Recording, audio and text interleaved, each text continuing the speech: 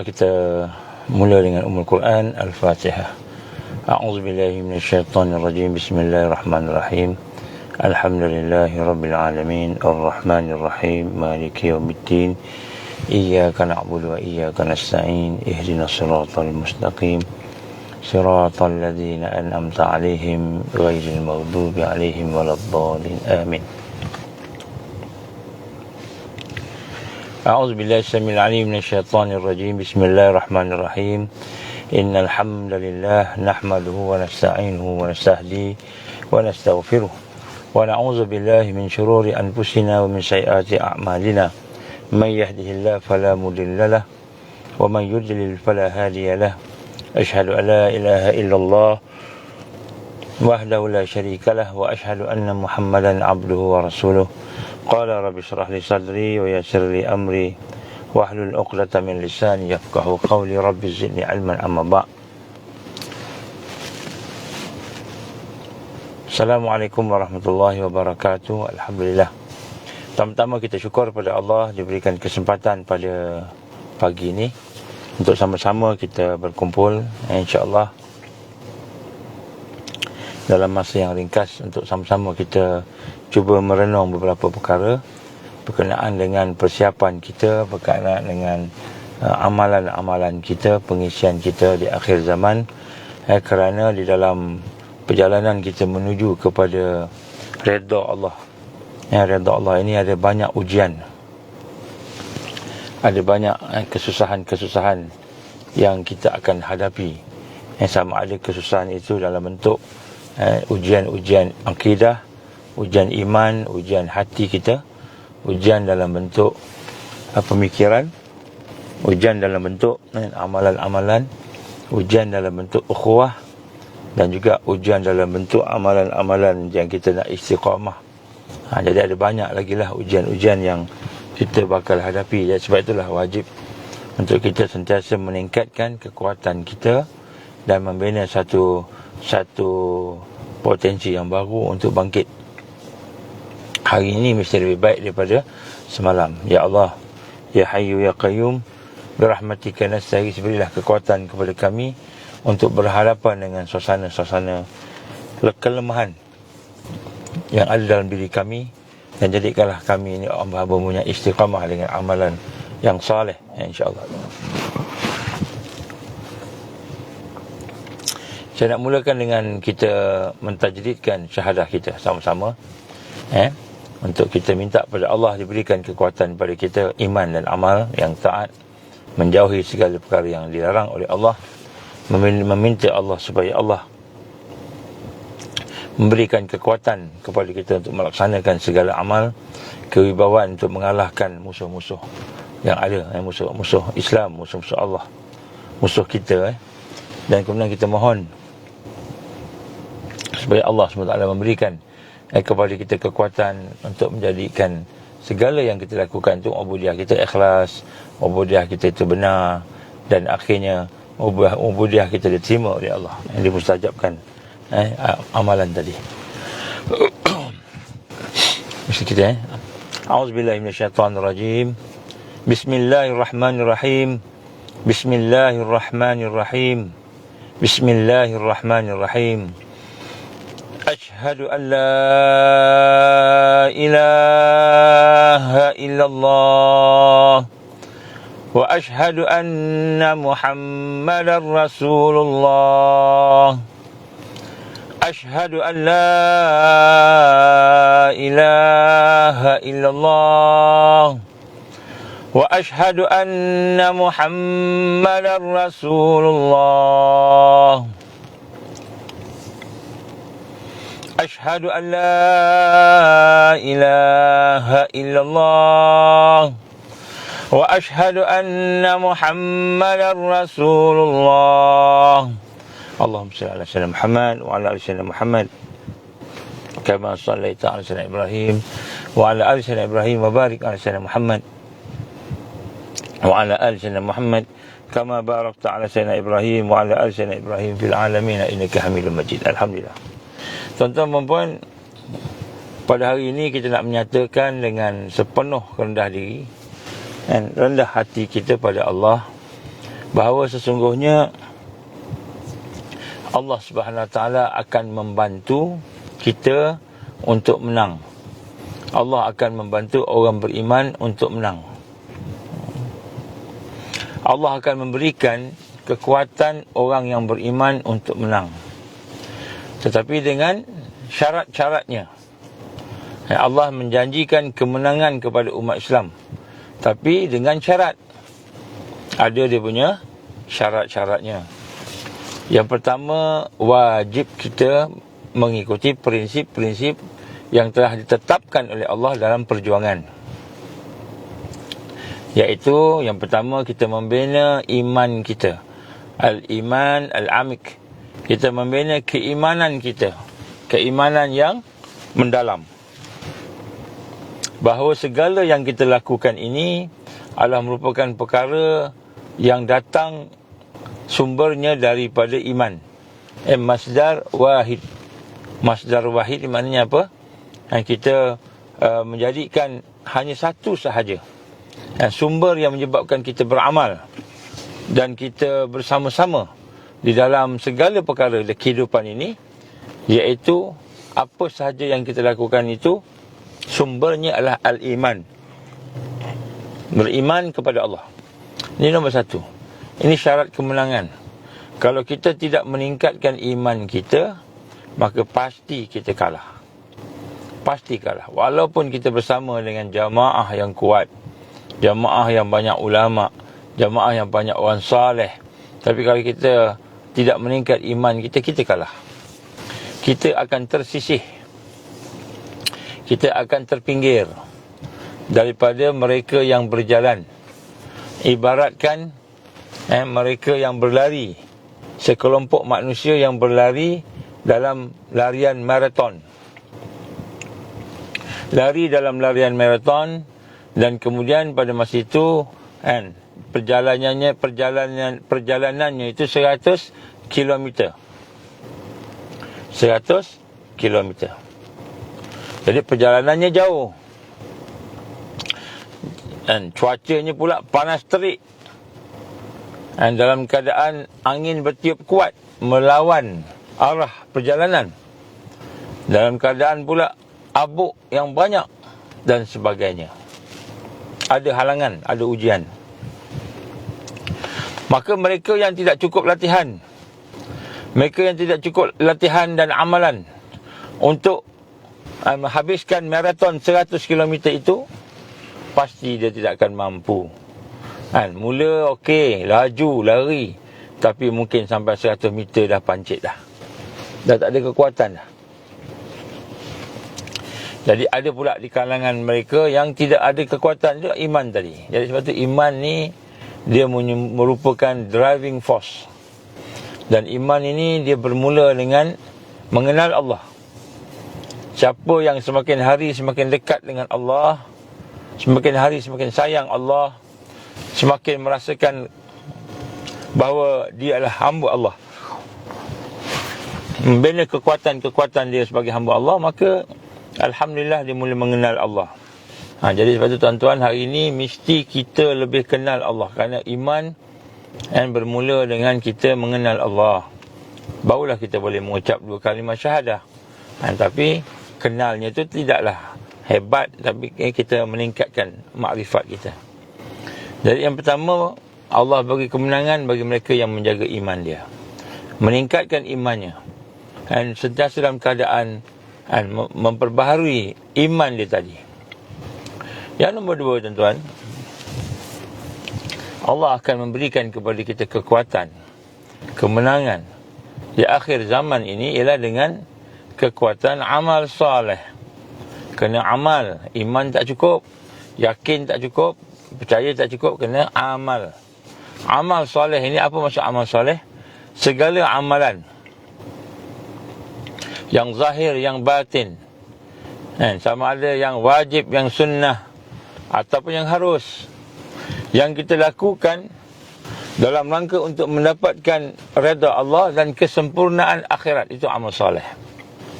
Jadi amal soleh ni yang kita lakukan pada hari ini, yang boleh mendapatkan dan kesempurnaan akhirat, maka barulah disebut amal soleh. Dan bagaimana yang Allah gambarkan dalam Al-Quran, wabtaghi fima atakallahu darul akhirah. Dan carilah daripada segala apa yang Allah anugerahkan kepada kamu daripada apa yang ada dalam dunia ini untuk kesempurnaan akhirat. Wala tansa nasibaka minad dunya, tapi jangan kamu lupa bahagian kamu kat dunia. Jadi kita kena faham bahawa dunia ini kita ada keperluan dari sudut akidah, keperluan dari sudut untuk nak menyelamatkan diri kita dan sebagainya. Baik, jadi maknanya yang kedua ialah amal. Mesti amal. Amal ni apa? Amal ni bukan hanya sembahyang, puasa. Itu semua merupakan perkara yang dalam rukun Islam kena buat, wajib buat. Tetapi amal ini secara umumnya ialah proses untuk kita menghidupkan diri kita ini, hati kita, fikiran kita dan akhlak kita ini, untuk kita berubudiah kepada Allah. Dan kemuncak kepada amal itu adalah perjuangan jihad fisabilillah untuk menegakkan Islam di atas muka bumi ini. Itu kemuncak amalan di dunia ni. Jadi maknanya bagi kita yang ingin meningkatkan diri kita dengan amalan-amalan yang ada ni, maka kita kena faham. Bermula dengan sembahyang, puasa dan sebagainya tadi, tetapi dia berakhir dengan syahid fisabilillah, iaitu melaksanakan amal jihad fisabilillah. Jadi bila sampai menuju pada kemuncak, baru kita ada kekuatan. Kalau amalan kita setakat boleh sembahyang, kita dah puas hati, boleh zikir dah puas hati, baca Quran dah puas hati, boleh puasa dah puas hati, kita boleh melakukan amalan-amalan yang fardu, yang kita kata boleh menguatkan kita tadi, kita dah puas hati dah, kita tidak akan sampai kepada kemuncak dan kemenangan. Kemuncaknya ialah al-jihad fi sabilillah. Itu kemuncak amal. Jadi maknanya kemuncak itu ialah kita berjuang. Kita berjuang. Dan kita bukan sahaja berjuang, tetapi bila kita sebut berjuang tadi, kita kena faham di situ ada pengorbanan, kena berkorban.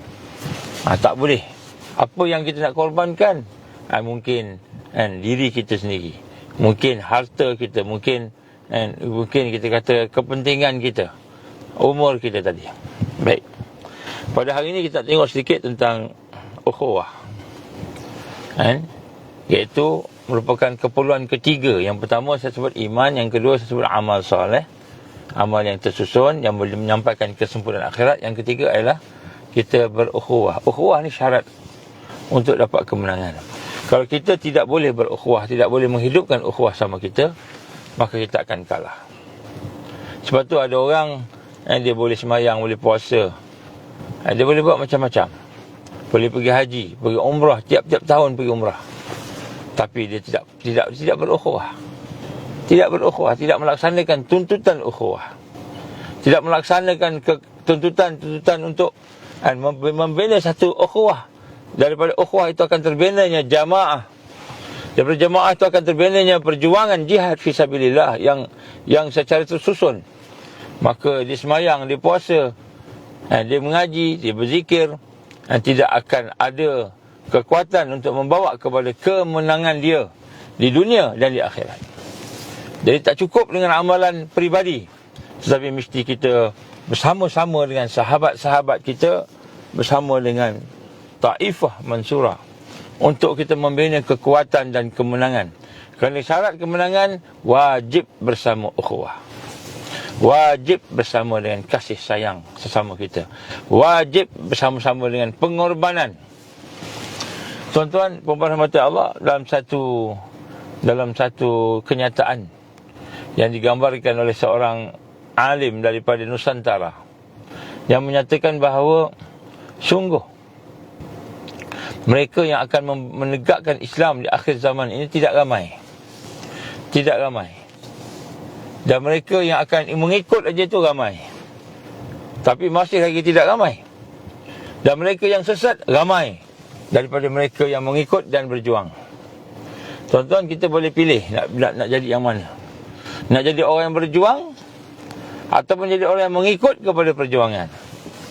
Kalau kita nak jadi orang yang mengikut kepada perjuangan, maka kita tidak akan mendapatkan sesuatu yang maksimal dalam hidup kita. Rugilah kita Diberi kesempatan hidup di dunia ini mungkin dalam masa 63 tahun, 64 tahun, 70 tahun dan sebagainya, tapi kita tidak memaksimalkan perjuangan kita ini. Dan bagaimana mahu memaksimalkan perjuangan tadi? Tidak lain dan tidak bukan, kita bukan hanya melihat amal peribadi kita, kita wajib melihat amal, amal jama'i, amal secara bersama-sama dengan mereka yang kita telah ikat hati kita untuk berukhuwah.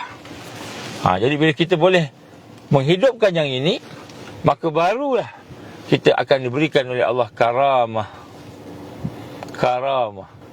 Kalau kita buat yang pertama dan kedua tadi, iaitu kita beriman, tingkatkan iman kita, dan kemudian kita melaksanakan amal soleh, dan setakat dua tu aja, kita mungkin akan diberikan ma'unah. Ma'unah ni apa? Pertolongan. Tetapi bila kita boleh menghidupkan ukhuwah, melahirkan jamaah yang kuat, melahirkan amal jama'i yang tersusun, maka kita bukan hanya akan diberikan ma'unah oleh Allah, kita akan diberikan karamahnya, iaitu kemuliaannya dan pertolongannya, yang mungkin akan mencari adat, merobek yang adat kebiasaan yang ada pada hari ini, iaitu adat orang-orang yang hidup dengan dunia fizikal, tidak ada terlibat dengan spiritual dan sebagainya. Dan sebab tu tuan-tuan, kita nak kena rasa bahawa ujian akan hebat, akan kuat, akan menyebabkan kita menangis, akan menyebabkan kita rasa penat, rasa letih, macam-macam. Tetapi bila kita ada kekuatan yang ketiga, al-ukhuwah, dan ukhuwah itu pula bukan ukhuwah saja, tapi ukhuwah yang tertingkat, yang terbina, bersama dengan amalan-amalan yang soleh, jihad fi sabilillah tadi, maka barulah kita akan diberikan kemenangan oleh Allah Subhanahu Wa Taala. Dan sebab tu tuan-tuan, Iblis dia akan fokus pada tiga benda ni, tiga perkara ni, untuk menghalang kebangkitan. Yang pertama, dia akan lemahkan iman kita. Macam mana dia lemahkan iman kita? Dia lemahkan iman kita dengan dosa dan maksiat. Dia akan memperlihatkan kepada kita bestnya buat dosa, bestnya maksiat, seronok bermaksiat. Dia akan memperlihatkan kita tentang perkara tersebut, sehingga akhirnya kita akan terpengaruh dengan dia, sehingga iman kita tidak tertingkat. Jadi iman tidak tertingkat bukan kerana kita tak belajar, bukan kerana kita tak ada ilmu, bukan kerana kita tak pergi kepada kelas-kelas pengajian, tapi iman tidak akan tertingkat kerana apa? Kerana dosa dan maksiat yang ada pada kita, yang kita masih sayang, kita pelihara dia, sebagaimana kita memelihara anak-anak kita, suami isteri kita memelihara orang di bawah jagaan kita. Jadi iman tidak akan tertingkat, melainkan kita telah jaga diri kita daripada dosa-dosa mungkar dan maksiat. Dan sebab itulah darul mafsadah muqaddamun ala jalbi masalih. Kita membuang perkara-perkara yang merosakkan itu lebih utama daripada kita menambah perkara-perkara yang baik-baik, yang sunat-sunat. Jadi iman tidak akan tertingkat hanya dengan sekadar beramal, beribadah, mencari ilmu, tetapi iman akan tertingkat dengan sempurnanya apabila kita telah membuang dosa-dosa kita, kelemahan kita, keaiban kita, maksiat kita. Dan bila kita telah membuang itu, barulah iman akan tertingkat sedikit demi sedikit. Barulah akan ada cahaya mengenal Allah. Baru cahaya itu nampak. Baru basirah kita hidup. Baru hidup basirah kita. Kalau tidak, kita akan ikut arus. Ya, sebab itu tuan-tuan dan puan yang dirahmati Allah, siapakah di kalangan kita yang tertingkat imannya? Itu mereka yang membuang segala keaiban, dosa, maksiat, mungkar, kelemahan, kita kata kemalasan, kelalaian yang ada dalam diri kita ini, digantikan dengan sesuatu yang lebih baik, iaitu amal salih. Jadi kita akan tengok yang ini. Yang pertama, syaitan nak uji kita dengan yang ini, sehingga kita memandang indah kepada dosa-dosa kita, memandang indah kepada kelemahan kita, sehingga kita tak terasa perlu untuk meningkatkan diri kita. Ini syaitan dah berjaya dah kacau kita. Ini belum Dajjal datang secara berdepan. Bila Dajjal datang secara berdepan, lagi habis, lagi susah dan lagi teruk. Jadi yang pertama al-iman. Yang kedua amal. Kita berpuas hati dengan amal kita seorang-seorang. Saya dah pergi semayang, saya dah semayang berjemaah, saya dah pergi umrah, saya dah pergi haji, saya dah buat benda-benda yang Allah suruh, bersedekah. Kita buat sebagainya. Tapi kita lupa bahawa amal yang sebenar bermula daripada hati. Dan hati yang hidup itu bukan saja memikirkan tentang dirinya, dia akan memikirkan tentang sahabat-sahabatnya, saudaranya, masyarakat yang ada. Sehingga akhirnya jadilah dia seorang yang terbina kekuatannya sehingga dapat mengalahkan Al-Masih Dajjal. Saya insya-Allah yakin dengan janji Allah, dengan janji Nabi sallallahu alaihi wasallam bahawa sekiranya kita dapat membuang kelemahan kita, keaiban kita, dosa kita, maka kita akan dapat membina kekuatan iman. Dan bila kekuatan iman itu terbina dengan cahaya-cahaya yang Allah beri tadi, maka kita akan berjalan menuju kepada kemenangan. Baru boleh menang. Bukan menang dengan setakat kita ada coach yang baik daripada Korea Selatan. Coach yang baik daripada Korea Selatan. Bukan setakat menang kita ada pemain-pemain daripada luar negara yang berbangsa lain, dan kemudian kacukannya kemudian bersama kita. Oh, ada di Pola. Ni saya sebut bola lah sikit sebab kita tengah tengok Malaysia yang tengah fikir bola. Di Pola kita ada Sumare, Mamadus Sumare daripada mana tak tahu kan. Kemudian kita ada siapa lagi, ramai lagi lah kan. Kita ingat bila ada pemain-pemain badan besar, badan hebat duduk kat luar negara sebagainya, kita boleh menang. Kita ingat bila ada coach yang baik, wah bagus, kita dah menang, dah kalahkan Turkistan 3-1, maka kita boleh kalahkan pula Bahrain, kita boleh kalahkan pula Kuwait, kita boleh kalahkan pula negara-negara Arab ni sebab dah Turkistan kita dah kalahkan. Kita rasa kita boleh menang dengan sebab apa? Dengan sebab kita ada coach yang baik daripada Korea, kita ada pemain-pemain yang terpilih daripada seluruh dunia. Kemudian kita ada pula pemain-pemain muda yang bermain, yang penuh dengan semangat, yang penuh dengan kekuatan, yang penuh dengan idea yang baru. Kita ingat menang kerana amalan kita sama-sama ni. Rupanya menang bila Allah bagi menang. Dan Allah bagi menang kena ada syarat-syarat kemenangan. Syarat kemenangan yang pertama, al-imanul amik, yakin kita pada Allah, yakin kita pada hari akhirat, dan rukun-rukun iman yang lain. Al-iman. Dan iman tak akan meningkat selagi kita bergelumang dengan dosa dan maksiat yang kita buat di depan Allah. Selagi ada dosa dan maksiat yang kita buat, maka iman tidak akan tertingkat. Dan macam mana kita tahu iman tertingkat? Apabila mula taubat itu menjadi malakah, taubat itu menjadi darah daging kita. Bila taubat menjadi darah daging kita, menyesali dosa menjadi darah daging kita, maka barulah iman tu akan tertingkat. Itu tanda dia. Jadi tuan-tuan, senang aja nak tahu kita ni akan bersama dengan Al-Mahdi ataupun bersama dengan Al-Dajjal, kan? Al-Masih Dajjal. Macam mana? Bila hati kita tak suka bertaubat pada Allah, tak boleh menyesal dosa kita, hati kita rasa tak apa, berada dalam kelemahan, maka itu tanda-tanda kita akan terkeluar daripada persaingan bersama dengan Al-Mahdiyin. Saya minta izin minum lah, kena travel sikit. Bismillah. Bismillah.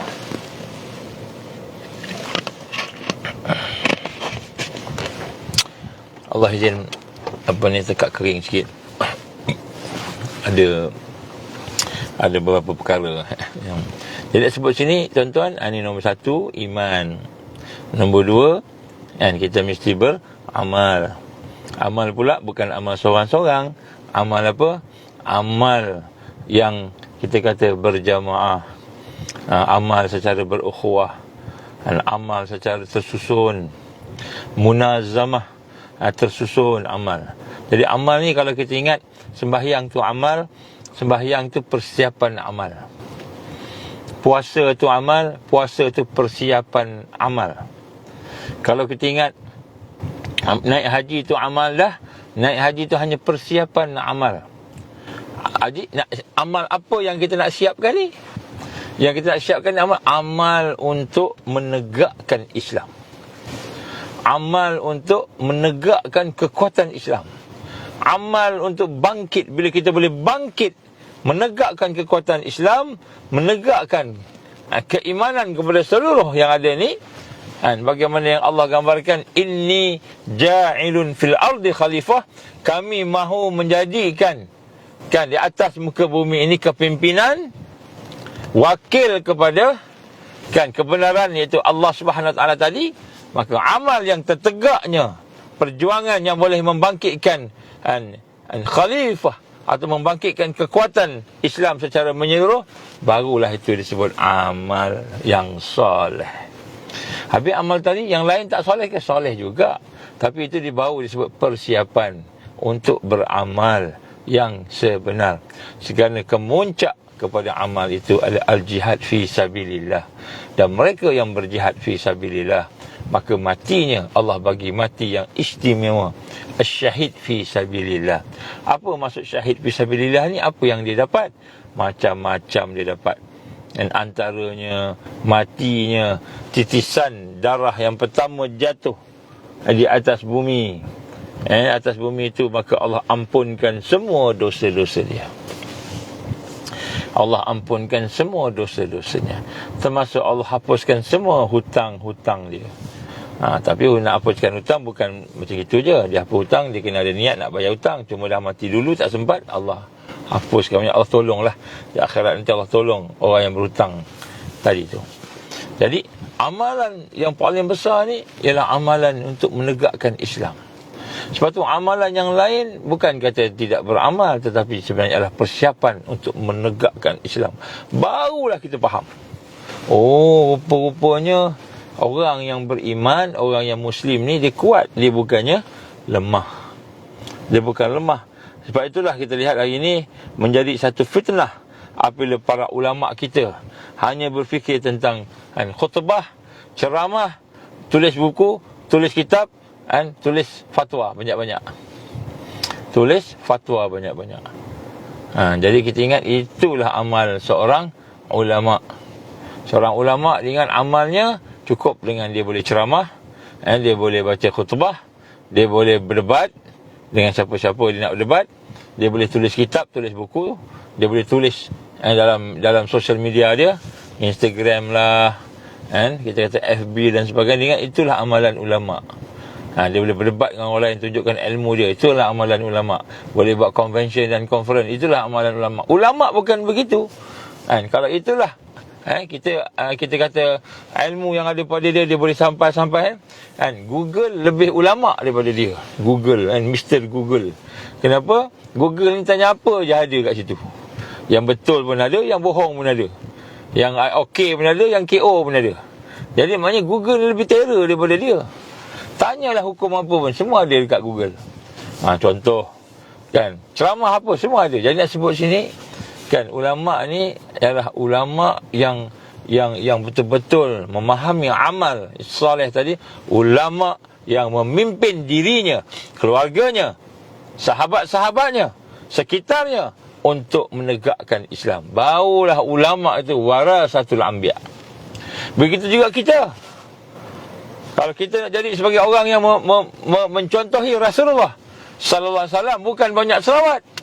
Hari ni orang Islam kita bukan kita kata tak penting selawat ni, tapi duduk selawat aja. Tapi sunnah tak ikut. Apa sunnah Nabi? Sunnah Nabi membina dakwah, membina tarbiyah, membina jihad, perjuangan. Itu sunnah Nabi. Saya sebut Allahumma salli ala Sayyidina Muhammad wa ala ali Sayyidina Muhammad. Contoh, berselawat, banyak selawat. Hidupkan selawat, malam selawat sebagainya. Bukan saya kata tak boleh. Okey, bagus. Tetapi hakikatnya bukan selawat kita kat mulut, kat lidah. Ada yang sampai 1000 kali, 100,000 kali. Dalam satu WhatsApp group tu saya dijemput. Ada saya tiba-tiba saya dimasukkan dalam kumpulan tu. Inilah masalahnya bila kita punya nombor ada kat orang banyak ni. Dia memang masukkan saya dalam macam-macam grup. Puluh, ratus grup saya ada. WhatsApp lah, Telegram dan sebagainya. Jadi apabila dia masukkan satu grup tu, grup berselawat. Mari kita berselawat bersama-sama 1,000,000 kali. 1,000,000 kali selawat. Jadi dalam ni ada beberapa orang, kita bagi-bagi, pakat-pakat bagi. Seorang 100,000, 100,000, 100,000, contoh. Jadi kita kerja kita selawat aja. Bukan kata selawat tak betul, tak baik. Bagus selawat ni. Selawat ni satu kekuatan. Tetapi yang lebih baik daripada selawat itu, kita mencontohi Rasulullah sallallahu alaihi wasallam. Kenapa? Nabi Allah kata apa? Laqad kana lakum fi Rasulillahi uswatun hasanah liman kana yarjullah. Kan?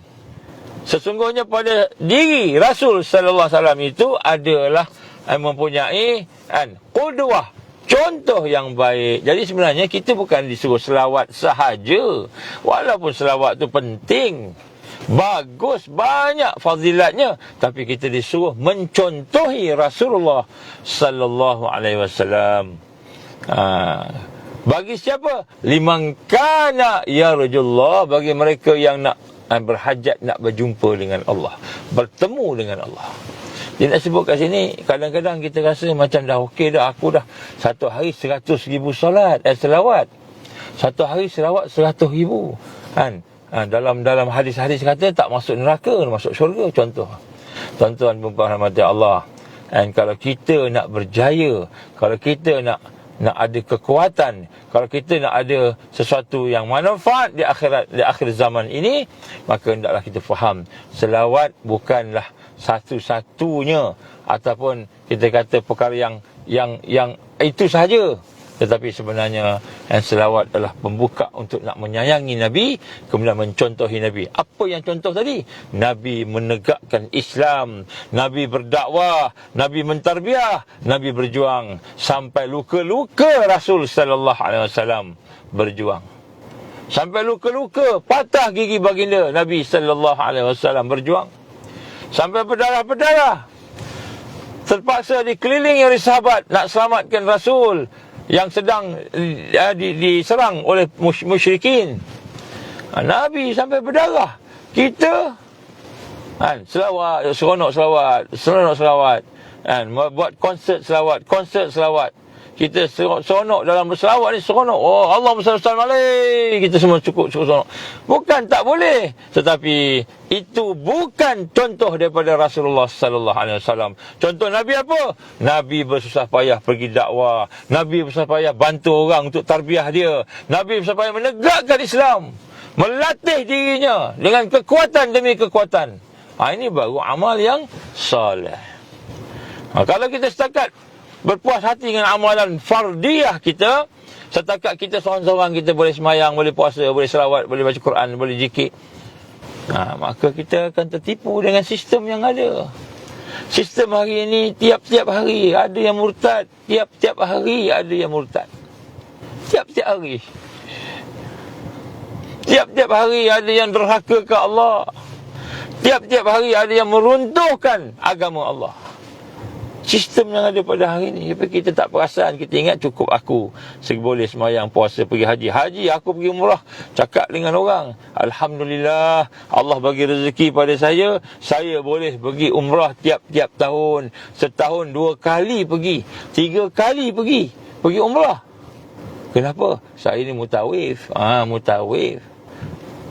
Kita boleh bangga, saya dah pergi haji. Tiap-tiap tahun saya pergi haji. Alhamdulillah, saya jumpa orang tu. Beberapa orang ni, bila cakap dengan dia, dia kata tiap-tiap tahun, Alhamdulillah, tiap-tiap tahun saya pergi haji. Dia berbangga, dia rasa seronok lah. Bukan kata dia berbangga, riak-riak, tak ada. Kita baik sangka, jangan, bukan riak-riak, sombong, bukan. Tapi dia cakap tu, dia rasa izzah, dia rasa mulia, dia rasa okey dah dengan amalan yang dibuat. Sedangkan amalan tu tidak membina kekuatan untuk bangkit menegakkan apa yang Allah sebut, inni ja'ilun fil ardi khalifah hatta la takuna fitnah, sehingga tidak ada fitnah ke atas agama, sehingga tertegaknya kepimpinan Islam yang sebenar, yang hakiki, kebangkitan.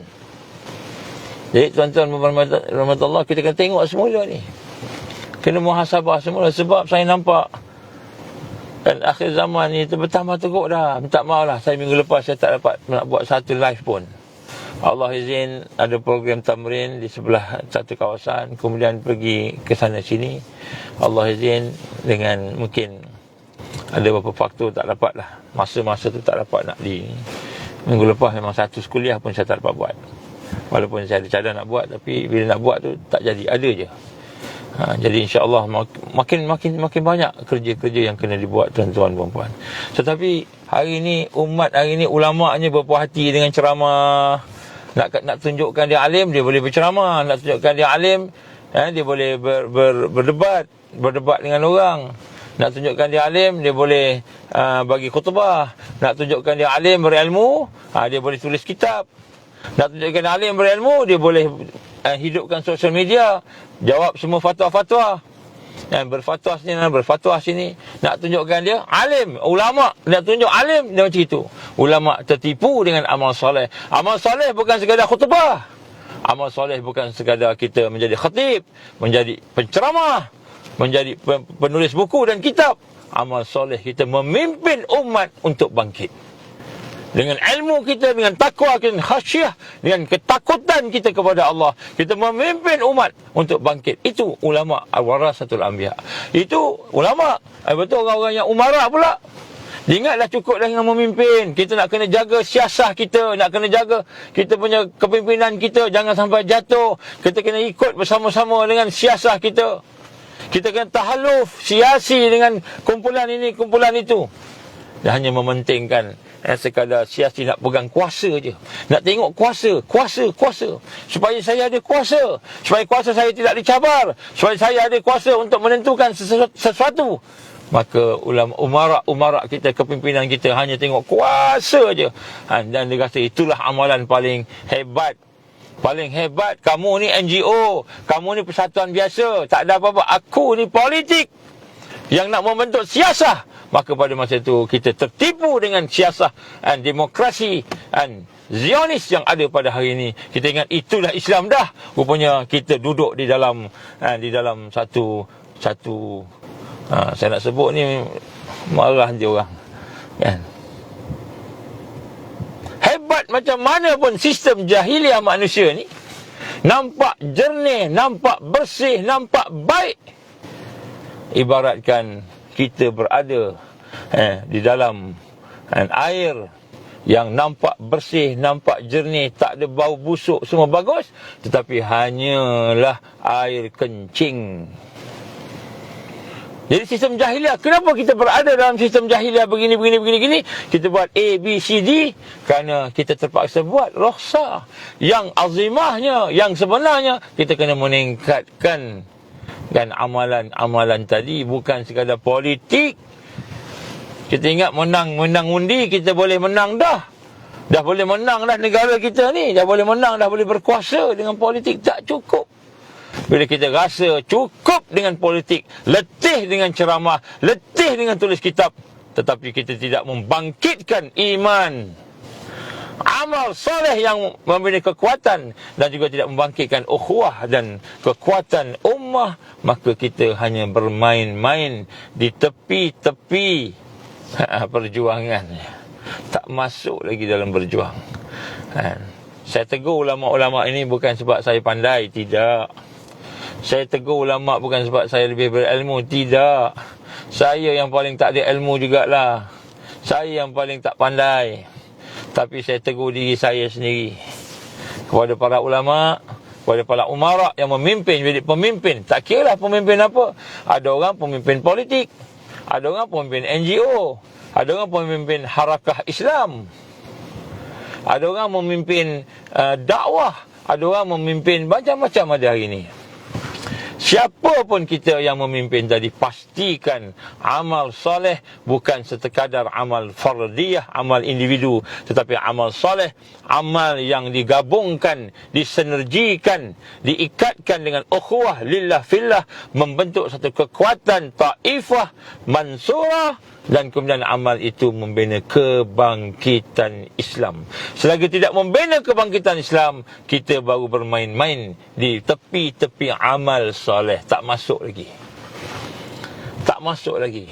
Dan sesiapa yang hanya bermain di tepi-tepi amal soleh, puas hati bila aku dah boleh sembahyang, puas hati bila aku dah boleh ceramah, puas hati bila aku dah boleh tulis kitab, puas hati bila aku dah boleh memimpin politik, memimpin siasah, puas hati dengan cebisan amal tadi, maka kita sebenarnya masih lagi belum berjuang, belum beramal, dan kita masih mengikut arus. Arus apa? Arus para alim ulama. La yukallifullahu nafsan illa wus'aha. Tidak akan diberatkan, dibebankan kamu melainkan apa yang kamu mampu. Maka dia kata, aku mampu ceramah, aku ceramah saja. Aku mampu bagi fatwa, aku bagi fatwa saja. Itu pun fatwa yang terpilih. Aku mampu buat tulis kitab, aku tulis kitab. Banyak kitab dia tulis, banyak kitab dia tulis. Tetapi manusia yang membaca kitab tak ada. Yang membaca kitab tak ada. Yang kitab, banyak kitab dia tulis. Ini ulama tertipu dengan sistem. Sebenarnya mengikut arus. Kemudian yang umarak pula, amal soleh dia ingat, aku dah pimpin politik, parti aku paling besar di Malaysia ni, parti Melayu paling besar, parti Muslim paling besar di negara ni. Kita rasa kita dah hebat politik kita. Yang lain tu jangan cakap lah kan, akulah lebih pandai. Maka kita tertipu kerana kita mengikut arus politik Zionis. Ikut arus saja kita ni. Hak ulama pun ikut arus, yang umarak pun ikut arus. Umat, orang bawah-bawah ni lagilah tenggelam dan lemas. Kita tengok hari ni, mereka umat hari ni seronok dengan amalan-amalan fardiyah, tak membina kekuatan.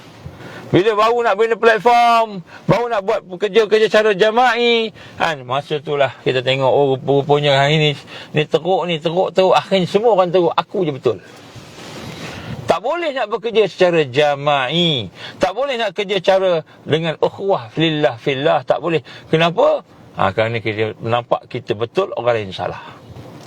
Kita nampak kita je betul, kita nampak orang lain salah.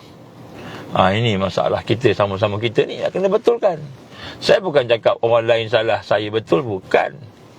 Saya pun banyak salah juga, tapi sama-sama kita baiki diri kita.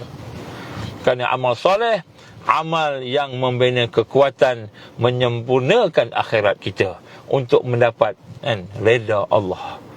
Itu amal soleh. Kita sembahyang, tetapi dalam sembahyang ada syirik. Allah terima tak sembahyang kita? Wallahu a'lam, Allah tak terima syirik. Macam mana syirik? Macam mana syirik dalam sembahyang ni?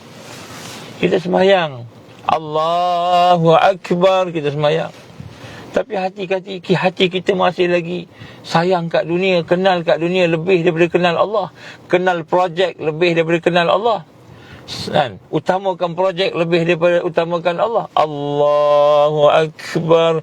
Tidak ada tawaduk, tidak ada rendah diri. Kita lebih rendah diri dengan bos kita. Tak syirik itu. Jadi kita ingat kita sembahyang dah, rupanya sembahyang kita pun ada syirik, puasa kita pun ada syirik kan, macam-macam. Kenapa puasa ada syirik? Puasa ni, bila kita puasa, semua orang kita cakap kita puasa kan. Tiba-tiba orang tanya, kenapa tak makan ni? Tak malah, saya ni memang sentiasa, Isnin kami memang saya puasa selalu. Oh, Alhamdulillah. Oh, baguslah kamu. Kita rasa bangga dengan amalan kita. Bangga dengan amalan kita tu syirik, termasuk syirik. Kita tak faham. Kita ingat okey, rupa-rupanya kita tak rasa amalan yang Allah yang izin, tak rasa hamba, tak rasa kita ni hamba Allah, kita rasa kita yang beramal. Itu sebahagian daripada syirik. Jadi kita hari ni, umat hari ni beramal, nampak banyak amal, tetapi ibarat buih, tak ada apa, kosong aja. Ini ujian Allah kepada kita. Sebab tu akhir zaman kita kena tengok semula betul-betul, supaya kita tak tertipu. Tuan-tuan membaca yang sebut kat sini. Dalam beberapa minggu yang lepas, saya berjumpa dengan ramai orang. Tanya soalan pun ada, yang bagi pandangan pun ada dengan rendah diri. Saya jumpa orang yang tawaduk pun ada. Saya jumpa orang yang dekat dengan Allah, zikrullahnya pun ada. Saya jumpa dengan manusia yang hatinya sentiasa bersama Allah pun ada. Yang soleh, yang boleh bangun malam, yang boleh menolong orang ada. Saya juga jumpa dengan orang yang sombong, takbur pun ada. Cakap dengan kita dengan suasana-suasana, nampak macam baik tapi rupanya sombong. Nampak macam baik tapi rupanya riak. Ada. Jadi bila jumpa dengan ramai-ramai tu, kan, maka kita pun melihat, saya buat kesimpulan lah, daripada pertemuan-pertemuan ramai-ramai ni, kita masih terlalu jauh daripada kemenangan. Kenapa? Kerana nombor satu, iman kita ada masalah. Nombor dua, amal kita ada masalah. Nombor tiga, ukhuwah kita ada masalah. Allah tidak akan memberi pertolongan kepada kita kalau tiga benda ni tak selesai. Tiga benda ni tak selesai. Apa yang berlaku kepada sahabat-sahabat Rasulullah sallallahu alaihi wasallam? Apa yang berlaku pada sahabat-sahabat Rasulullah sallallahu alaihi wasallam? Apabila Nabi memproses iman mereka sehingga mereka menjadi orang-orang yang dekat dengan Allah Subhanahu wa taala.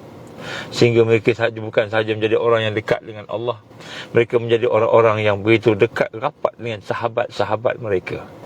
Sahabat-sahabat mereka. Sebab tu tuan-tuan, kita nak tengok pada hari ni, tiga benda saya sebut ni, dan benda yang ketiga, ukhuwah ni, ialah peringkat mereka yang mula mahu berjuang. Bila mahu berjuang, dia dah mula melihat orang yang soleh-soleh depan dia, orang yang baik-baik depan dia. Maka syaitan, dari kalangan jin dan manusia, yang kita kadang-kadang tak nampak perancangan mereka tu, dia pun mula menghasut kita. Dia pun mula menghasut kita, bercakap A, B, C, D terhadap sahabat kita. Dia kata, tengok tu, sahabat kamu tu nampak macam bagus, tapi rupa-rupanya mereka ni, kan, yang tak ada apa-apa pun. Dia ni agent. Kemudian yang lain pula, tengok tu, dia tu nampak macam bagus, tapi buat kerja untuk kepentingan diri.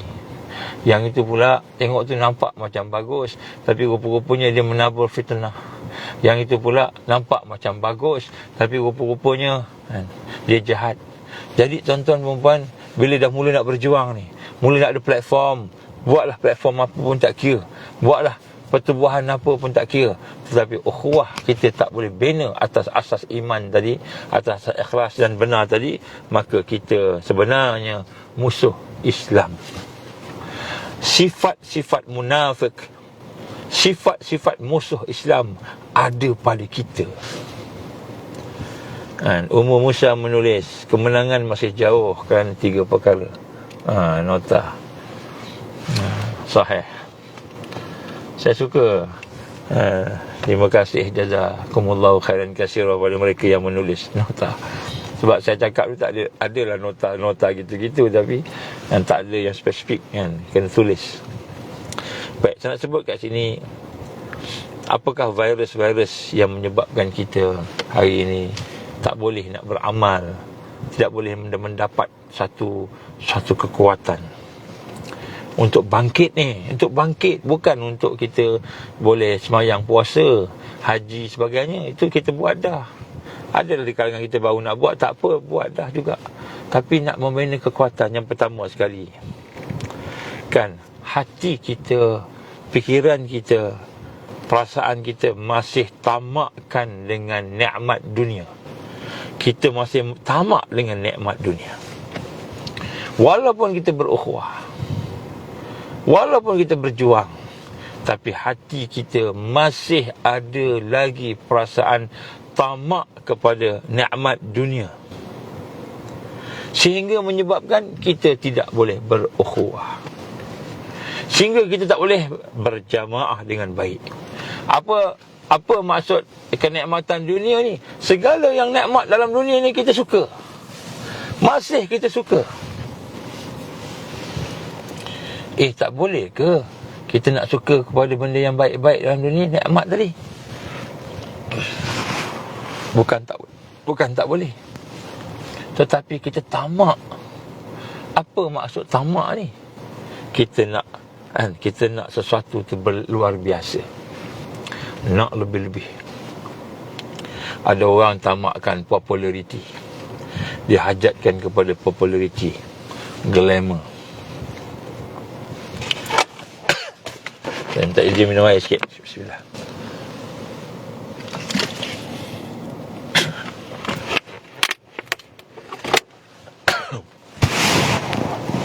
Ada orang hajat populariti, ada orang hajat kepada kuasa, ada orang hajat kepada supaya orang sebut dia, macam-macam lah. Jadi bagaimana pula tamak ni akan menjadikan masalah dalam ukhuwah? Apakah yang menyebabkan tadi tu? Maka kita akan melihatkan bagaimana apabila tamak tu ada, maka Allah akan uji kita. Contohnya, Allah uji kita dengan amanah, pangkat. Nombor satu saya nak cerita pangkat. Orang yang tamak pangkat ni, dia akan melihat orang ni dengan pandangan hujung mata dia je. Tak pandai, tak bagus. Dan kemudian dia akan memperkecilkan orang tersebut. Mula dia ada berdengki dan berdendam. Bila kita mula melihat sahabat kita dengan pandangan bahawa dia ada sesuatu yang tak kena, tak apa, dan kita hajat kita yang boleh, maka kita tamak. Maka tamak inilah yang akan menyebabkan kita mula melihat negatif pada orang lain. Ini nombor satu, tamakkan kepada dunia ni, nikmat dunia ni. Sebab itulah kita lihat dua orang sahabat yang saling cinta mencintai antara satu sama lain, merasa berat untuk berpisah antara satu sama lain, tetapi tiba-tiba salah seorang daripada mereka merasa terpikat dengan dunia, kegemaran dunia tadi, berlomba-lomba untuk mendapatkan dunia tadi, maka akan berlakulah perpecahan. Nabi Allah gambarkan dalam Al-Quran, wala tamuddanna 'ainaik ila matta'na bihi azwajan minhum zahratan hayatid dunya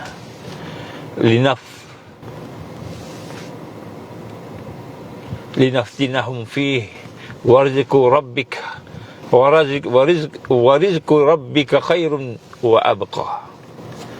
Ini surah Taha ni 131. Apa Allah sebut tu?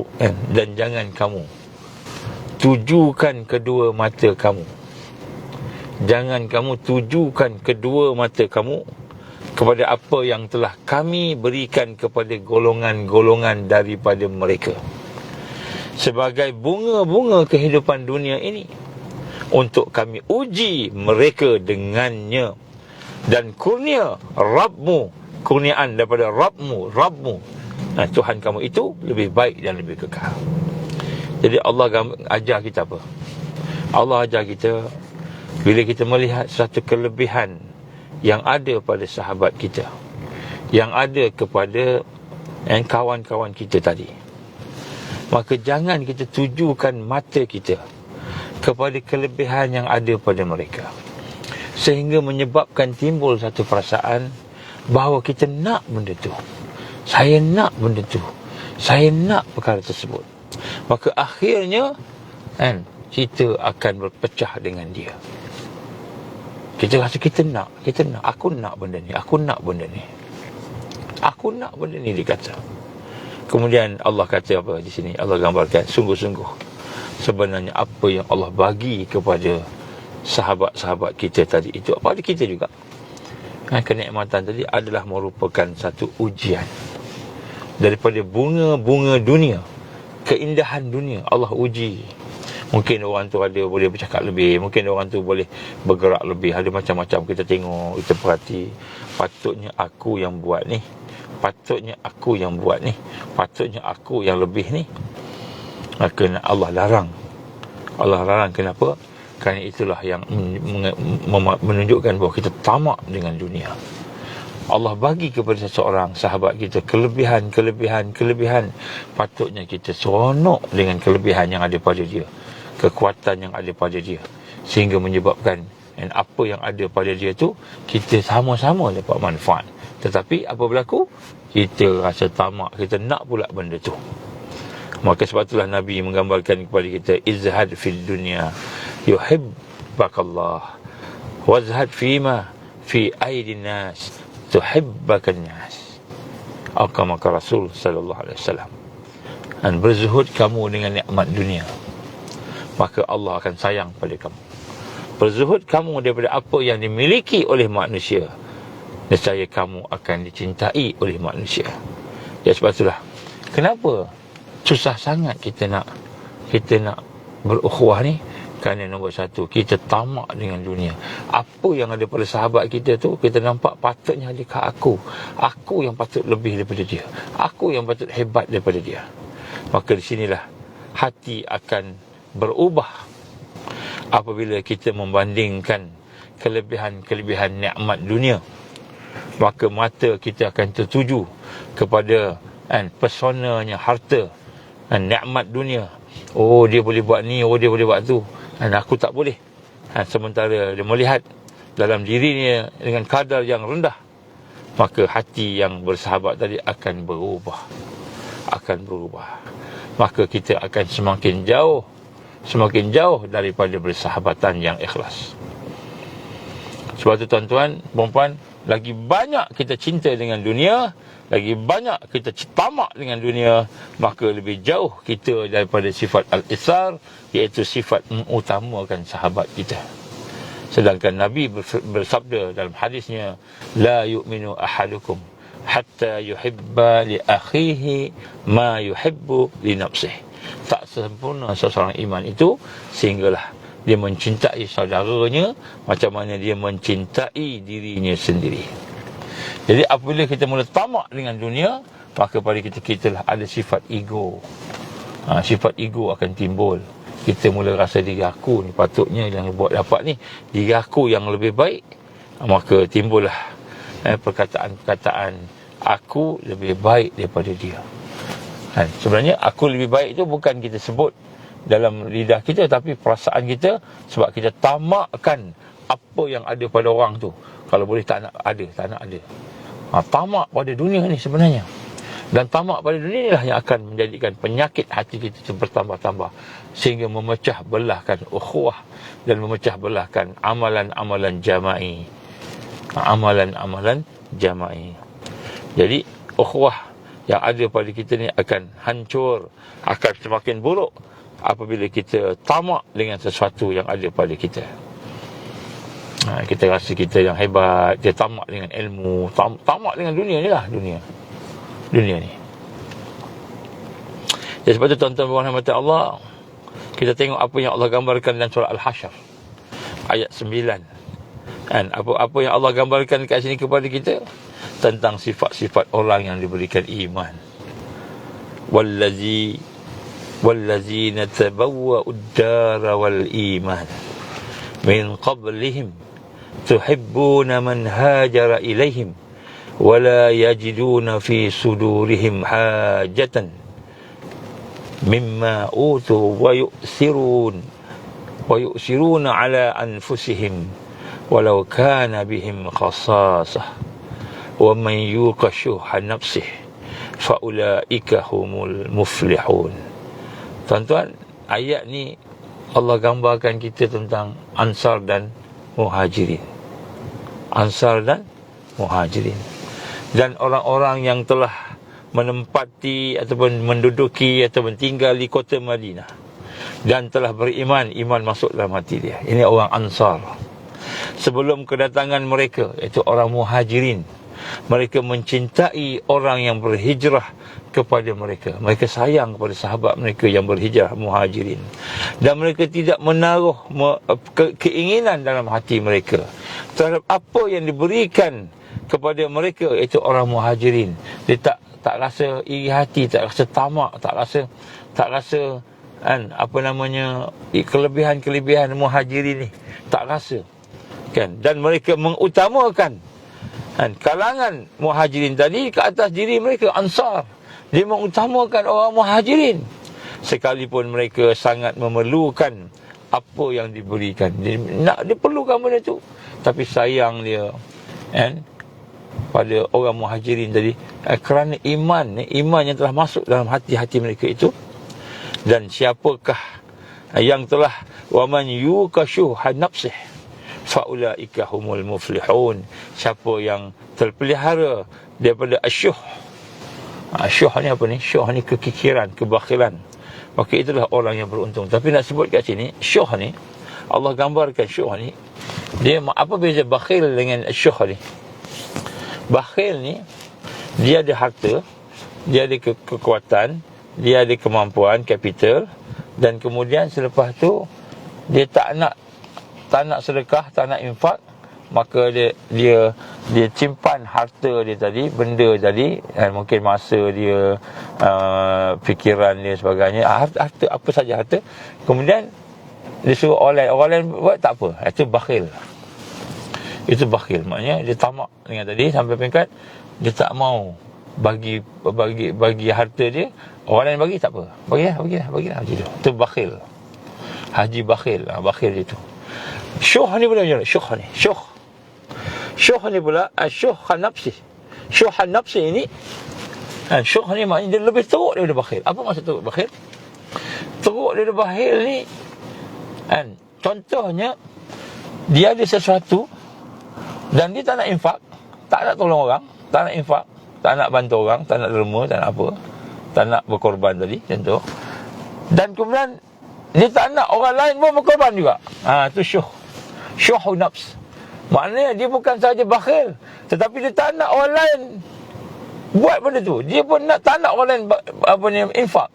Orang lain pun nak bakhil sama. Itu syuh. Itu lebih teruk daripada bakhil. Bakhil ni untuk diri dia. Dia tak nak keluarkan apa-apa sumbangan apa semua, tapi orang lain semua tak apa, tak ada masalah. Aku tak miskin. Syuh ni pula bukan sahaja dia tak mau keluarkan diri dia, kebakhilan tadi, orang lain pun dia tak nak bagi. Jangan. Jadi dia ada dengki juga kat situ. Dia ada dengki juga. Dia tak mau, ataupun dia tak mau kehilangan kepentingan dia. Contoh. Seorang suami yang suka menderma. Jadi isteri ni dia bakhil. Isteri dia bakhil, kan? Jadi bila isteri dia bakhil, tapi bila suami ni nak derma, dia tak bagi suami dia derma. Tak bagi. Itu syuh. Tak bagi suami dia berkorban, tak bagi. Sebab apa? Dia rasa terkesan kat dia ke apa ke, dia rasa dengki ke apa ke sebagainya. Maknanya bukan dia sahaja yang bakhil, dia nak suami dia pun bakhil. Itu syuh. Syuhun nafs. Jadi Allah gambarkan dekat sini, wa may yukashuhun nafs faulaika humul muflihun. Maka siapa-siapa yang bakhil dan juga orang lain pun disuka bakhil sama, maka mereka itulah, maka siapa yang terpelihara daripada sifat itu, maka mereka itulah orang yang beruntung. Jadi dia bukan saja tak boleh nak infak, tak boleh nak korban, tak boleh nak buat amal, dia tak bagi orang lain membuat sama. Macam itu. Itu syuh. Itu syuh. Jadi kita ada keluarga kita ada saudara kita, anak kita nak derma, anak kita nak berkorban. Anak kita nak berkorban, nak derma, infak contohnya, kita kata janganlah, tak boleh sebagainya. Kita harta kita memang kita tak bagi. Anak kita nak korban, nak buat pun tak boleh. Itu syuh. Dia rasa kebahilan tu patut ada pada orang lain. Jangan buat benda ni. Dia rasa satu kerosakan akan berlaku. Inilah perkara yang berlanggaran. Ini disebut tamak. Bila tamak ni, dia akan menghancurkan ukhuwah. Kita tak boleh nak berukhuwah. Kita kena lapang dada. Tuan-tuan puan, kan, kita ada harta, kita ada masa, kita ada tenaga, kita ada ilmu, kita ada apa sahaja Allah bagi kat kita. Jangan bakhil untuk infak pada jalan Allah, dan jangan bakhil untuk berkorban pada jalan Allah. Kenapa? kerana kita bimbang. Dan harta dan sebagainya yang kita ada tu, kekuatan kita, tenaga kita, masa kita, sebagainya tu, kalau kita bakhil, maka Allah akan tarik nanti. Bukan bimbang Allah tarik tu memang dia punya kuasa. Yang kita bimbang Allah tak pilih kita. Allah tak pilih kita. Kita ni jadi macam orang jadi hamba nafsu pula. Hamba nafsu, hamba dunia. Ini disebut tamak. Jadi tamak akan merosakkan ukhuwah. Tamak akan kepada dunia, tamak kepada nikmat dunia akan merosakkan perjuangan. Jadi dia sayangkan kepada pangkat dia, tak mau hilang. Sayangkan kepada dia punya gaji dia yang banyak, allowance-nya tak mau hilang. Sayang kepada populariti supaya boleh masuk TV, supaya jangan besok dia di ban, tak boleh masuk TV. Tak sayang dengan dunia tadi, maka itulah dipanggil bakhil. Kemudian dia halang pula orang lain nak ceramah, dia tak bagi. Orang lain nak buat, dia tak boleh. Dia halang pula. Maka itu asyuhun nafs. Yang ini berganda di sisi Allah, berganda dosanya tadi. Jadi menyebabkan bukan saja kita tidak boleh berjuang, orang lain pun terhalang daripada perjuangan. Jadi insya-Allah mudah-mudahan kita dapat pengajaran. Sebab tuan-tuan, saya rasa sedih sebenarnya. Sedih jugalah. Banyak perkara yang berlaku dalam kehidupan kita ni yang kita tak perasan. Rupa-rupanya kita menjauhi Allah tanpa sedar. Jadi mari sama-sama kita muhasabah, rendahkan diri kita, tengok balik. Dan kita kena berada dalam amalan 3 perkara tadi. Iman kena tingkat, makrifat Allah kena tingkat, taqarrub Allah kena tingkat, musyahadah kena tingkat. Kemudian lepas tu kita nak kena beramal soleh. Kemudian lepas tu kita kena beramal secara berukhuwah, amal ukhuwah. Kenapa? 3 ni kita nak membina kekuatan kebangkitan. Bila ada kekuatan kebangkitan, baru kita boleh bersama Al-Mahdiyin. Baru boleh bersama. Tetap kita takkan bersama. Kita akan terpisah. Allah akan filter kita. Jadi bila kita tak jaga ni, Allah akan filter. Kita tak boleh dapat. Walaupun boleh semayang, bolehlah semayang, bolehlah puasa, tapi kita tak boleh bangkit. Akhirnya Dajjal datang, kitalah antara orang yang akan menjadi mangsa kepada kesesatan yang ada. Kerana amal kita tidak meningkat. Amal meningkat, amal fardiyah, amal dalam bentuk individu, dan ditambah kepada amal dalam bentuk jamaah. Amal individu, amal jamaah, amal jama'i. Jadi bila kita meningkat itu, barulah bila datang Dajjal, amal kita meningkat. Allah tolong kita, karamah bersama kita. Bukan ma'unah saja, karamah. Kerana kita bila berjamaah ini, dia ada karamah dia. Dia ada kemuliaan pertolongan Allah Subhanahu wa ta'ala, insya-Allah. Aku liqali hadza, astaghfirullahalazim li wa lakum. Insya-Allah tuan-tuan puan-puan, kalau ada kesempatan kita sambung lagi. Sebenarnya ada banyak benda saya nak sampaikan juga dari sudut apa yang ada ni, tapi masanya Allah tak izin lagi. Insya-Allah kita akan susunlah perlahan-perlahan. Mudah-mudahan kita boleh istiqamah. Jadi mari sama-sama kita membina ke satu perasaan dalam hati kita, satu rasa satu perasaan untuk nak jadikan hari ini lebih baik daripada hari sebelumnya. Dan kita nak jadikan supaya hari ini lebih dekat dengan Allah, lebih kenal pada Allah. Kalau kita tak kenal Allah, tak dekat dengan Allah, kita minta ke Allah, ya Allah, jadikan hati aku ni hati yang mengenal Engkau, ya Allah, yang dekat dengan Engkau, ya Allah. Mintalah ke Allah. Kita tak minta, macam mana Allah nak bagi? Kita minta kat dia. InsyaAllah mudah-mudahan permintaan kita itu akan menjadi satu yang memberi kekuatan kepada kita, biiznillah, insyaAllah. A'udzubillahi minasyaitonirrajim. Bismillahirrahmanirrahim. Alhamdulillahirabbil alamin, wassalatu wassalamu ala asyrafil anbiya'i wal mursalin wa ala alihi wa sahbihi ajma'in. Allahumma innaka ta'lamu anna hadhihi alqulub qad istamat ala muhabbatik wa altaqat ala ta'atik wa tawahadat ala da'watik wa ta'ahadat ala nusrati syari'atik. Fawathik Allahumma rabitataha wa alimuttaha wa ahdiha subulaha wa amla'aha binurika الذي لا يخبو واشرح صدورها بفيض الإيمان بك وجميل التوكل عليك وأهيها بمعرفتك وأمتها على شهادة في سبيلك يا الله إنك نعم المولى ونعم النصير ربنا أتمم لنا نورنا واغفر لنا إنك على كل شيء قدير ya Allah, ampunkanlah dosa kami, ampunkanlah kelemahan kami, ampunkanlah kehinaan kami, ampunkanlah segala keaiban kami, ampunkanlah segala perkara-perkara yang jahat yang ada dalam diri kami ini ya Allah. Ya Allah, bantulah kami untuk meningkatkan iman kami, meningkatkan ketakwaan kami, meningkatkan amalan soleh kami, meningkatkan ukhuwah dan jamaah kami ya Allah. Rabbana atmim lana nurana waghfir lana innaka ala kulli syai'in qadir. Rabbana la tuzigh qulubana ba'da idh hadaytana wa hab lana min ladunka rahmah innaka antal wahhab. Rabbana atina fid dunya hasanah wa fil akhirati hasanah wa qina azaban nar. وصلى الله على سيدنا محمد وعلى آله وصحبه وبارك وسلم. سبحان ربك رب العزة عما يصفون والسلام على المرسلين والحمد لله رب العالمين. سبحانك اللهم وبحمدك أشهد أن لا إله إلا أنت أستغفرك وأتوب إليك. بسم الله الرحمن الرحيم والعصر إن الإنسان لفي خسر إلا الذين آمنوا وعملوا الصالحات وتواصوا بالحق وتواصوا بالصبر وبالله التوفيق والهداية. السلام عليكم ورحمة الله وبركاته.